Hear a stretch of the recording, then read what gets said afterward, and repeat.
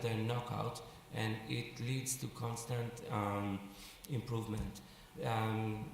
My last 2 comments, I'll just say something about Montenegro without getting into details.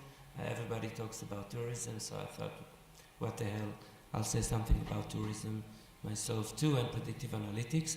The interesting part is that in the travel and the tourism industry, they are very much behind. So any country, especially this country, that is focused on tourism and will utilize this technology early on can create itself a very interesting competitive advantage. For example, everything, like there are 40,000 Israelis coming this next year or so. So customer analytics and loyalty marketing.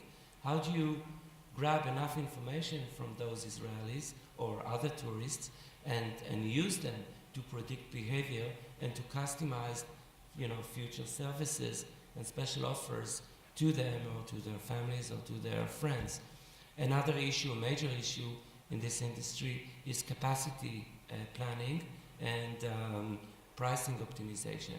So how do you take these huge volumes of information in hotels or in other accommodation facilities or any other travel facilities in this country, collect this information and use that for capacity planning to make sure that you have 100% of occupation of your hotel throughout the year by predictive analytics. Or maybe not 100%, maybe just to improve it by 10% every month.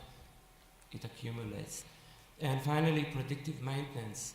How do you do prediction of when your air conditioning systems, when is the best time to actually do the renovation of those systems, or the best time to work on the pool, based again, data, and effective appreciation of the future.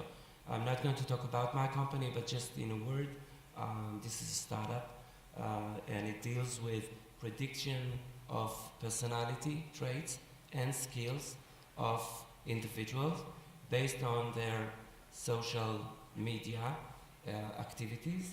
And the way it looks is that we have people, we have psychological traits and skills, and we can actually score and identify their identity without them even knowing that we are doing that.